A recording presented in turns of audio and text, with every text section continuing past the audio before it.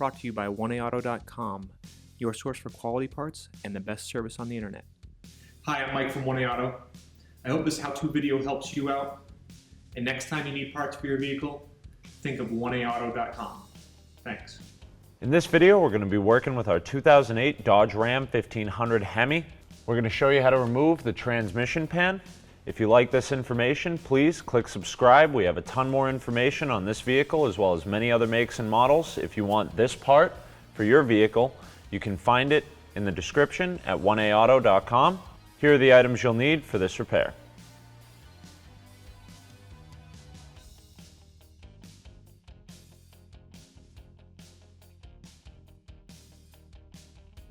Before performing any type of transmission service, maintenance, or repair, you'll have to check the condition of your automatic transmission fluid. What we're looking for here is a nice, clean, red, clear fluid. If the fluid has any kind of murkiness or brown or black discolorations, or if you actually put it on your fingers and feel a gritty type of feeling or smell burnt, that's an indication that the clutch material is failing in your transmission, and removing this fluid can cause you to remove what friction material remains inside of that fluid. This can cause the transmission to slip and fail completely. Mildly dark or discolored fluid with just a little bit of grit is acceptable. You're going to want to use your best judgment, and if you're not sure, don't touch the transmission or any of its fluids. Raise and support your vehicle and place a drain bucket under the front half of the transmission pan. We're going to be removing the 8mm bolts from this side forward, around the front, into about the same spot on the opposite side. We'll remove those entirely and then slowly loosen the rearmost bolts to make the front of the pan hang down and drain the fluid. So we're going to use an 8mm socket ratchet and extension. Remove all the forwardmost bolts on the pan. Once your pan has started draining, loosen the rear screws some more to allow it to hang farther and drain more fluid. We'll repeat this process as necessary until the pan is finished draining.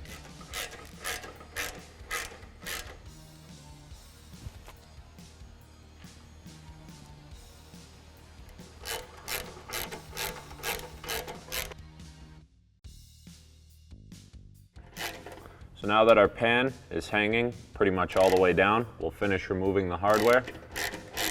You're going to want to support the bottom of the pan with your other hand while you remove the last bolt. This way it doesn't fall out. Be prepared because there is still some transmission fluid in there, so this does still have a little bit of weight to it. Now we'll carefully lower the pan down. We're going to have to set it all the way down in order to clear the sump filter that's in here. And we'll lay it into our drain bucket. And finish pouring it out.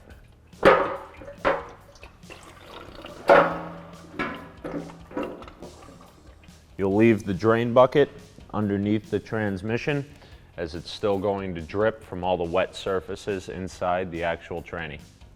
To remove the filter, which you should do as a part of every transmission fluid change, we're going to use a T25 Torx bit and a ratchet to remove this bolt in the back, and we'll pull down on the front to release it. Our truck has a custom exhaust that makes it a little difficult to get at this bolt, so you may have to get creative with a shallow T25 or perhaps an Allen key style to make sure you can get in there to remove it without risking stripping out the bolt. Once that bolt's out, we'll grab both ends of our sump filter evenly and wiggle the pickup tube out of the transmission. See why we keep the drain bucket under there when we're working inside the transmission. Be sure that this feed tube has the beveled part seated into the gasket or the O-ring inside of the transmission, just between the valve body and the oil cooler filter. Reinstall the screw into the back of the filter. Now we can't get a torque wrench in because of our aftermarket exhaust, but if you have access to yours, you'll want to torque this to 40 inch-pounds. Once you've removed your pan, you're going to want to check this magnet at the bottom of the pan. You can see that ours is pretty clean. What this is designed for, you can actually see just a little bit of it here. It's that metallic that gets stuck to the magnet. That's to alert you to any metal components wearing down and creating metal shavings in the fluid. So if you check your magnet and it's got really heavy buildup on it, you're going to want to start looking seriously at the condition of your transmission itself if you're having any concerns. Ours looks pretty good. Here we have our old part that we removed from our truck and our new part from 1AAuto.com. That part number is 1A-TRX-00100. As you can see, these parts are exactly the same. There's actually nothing wrong with our old pan here. We're installing our new one because it has a drain plug, which is a very nice feature to have on these. You saw us unbolting the edges of the pan here to try to lower it down and contain the drip of fluid. That can be messy and hazardous, whereas this new pan will simply remove the drain, allow the fluid to run out, reinstall it, and refill our fluid, just like you would with an oil change. Otherwise, these pans are exactly identical in both size, shape, and capacity. You can see we have the same bolt pattern on the outside as well, and as opposed to this large magnet in the bottom, you can see we have a small one on the end of our drain plug here. For an easy check, when you remove the plug, you can check for those metal shavings right there. So if you'd like to upgrade your old pan, or if your old pan is rusted out, become dented or damaged in any way, leaking, etc., this new pan from 1A Auto is going to go in, direct fit, just like your original equipment, make your next job that much easier, and fix you up right. Spray some brake cleaner onto a clean paper towel. Wipe down the mating surface. Give that a moment to evaporate so we don't put our gasket material directly onto wet brake cleaner. To prep the gasket surface on the bottom of the transmission, we're going to use the same process we did on the pan. Fortunately, ours didn't retain any of the residue from the gasket material on the pan side. If yours did, scrape it down with a razor blade, but for ours, we're going to spray some brake cleaner on a clean paper towel. Just wipe any fluid or residue off of this surface. Make sure that you don't leave any pieces of paper towel or other fibers inside of the transmission, as those can get contaminated into the fluid and sucked up into the pump. You may have the toothpaste tube style gasket sealer. Ours is actually in a pressurized can.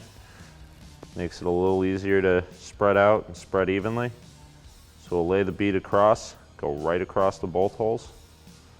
This is actually a little bit thicker than we'd like, so we'll go a little bit faster to spread that out. The key here is not to have a ton of excess gasket, as anything that runs over the sides on the outside when we crush this down is going to go into the pan the same way. This means that we could have this material contaminating our fluids, as well as getting sucked up into the pump or the filter and creating a blockage. Once it's laid on, we'll just spread it out. See, we've gone a little too thick here. So once we spread it out, we'll wipe the excess off with a clean paper towel. Now this stuff is time sensitive, so make sure you check the cure time on your particular gasket maker to ensure that you have sufficient time to spread this out, clear the bolt holes, and get it installed onto the transmission. Once it's all spread out evenly, we'll take that clean paper towel, wipe down the inside edge,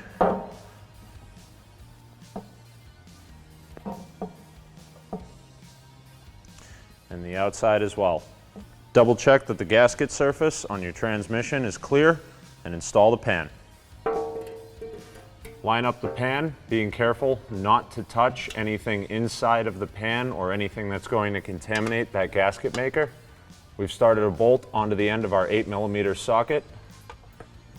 We're going to use that to start all of our hardware. Be sure that you have all the hardware started and down hand tight before you start cranking it down with a ratchet or torque wrench. Check if the particular gasket maker you're using has a cure time. Ours is about 15 minutes, so we've installed all our bolts finger tight. We'll allow that gasket to cure for 15 minutes and then go around and torque all of our transmission pan bolts. Now that we've given our gasket sealer some time to cure, we're going to torque all of the bolts. You want to try to skip a couple of bolts as you go around or go from one side to the other, kind of in a cross pattern like you would with a tire, to make sure that you don't tighten down one side of the pan before the other. Torque the bolts to 105 inch-pounds. As you can see, I'm skipping every other bolt here to make sure that we go around evenly. It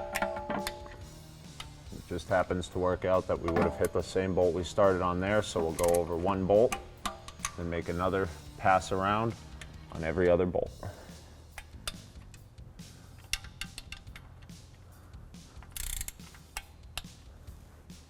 Your dipstick for the transmission is located on the passenger side over here. Remove the dipstick. Using a transmission funnel, what's special about this is it's got a long skinny end on it, so it fits into the dipstick tube, which is actually how you fill the majority of automatic transmissions.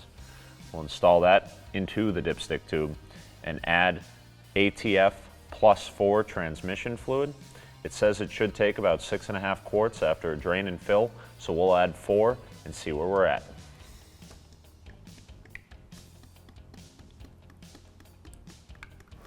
In order to check your transmission fluid properly, you'll have to start the vehicle, let it get up to operating temperature. With the engine running and the transmission in park, clear your dipstick, reinstall, and check your fluid level. Ensure that the fluid level is between the cold and hot marks, depending on the temperature. We've just gotten our vehicle running and up to operating temp. We're just above the cold mark, that's fine. After running the vehicle for a while, driving around and letting the transmission get up to temp, should be up to the hot side. If your level's all right, reinstall the dipstick, you're good to go. Thanks for tuning in. We hope this video helped you out. Next time you need parts for your car, please visit oneauto.com. Also check out our other helpful how-to as well as diagnosis videos.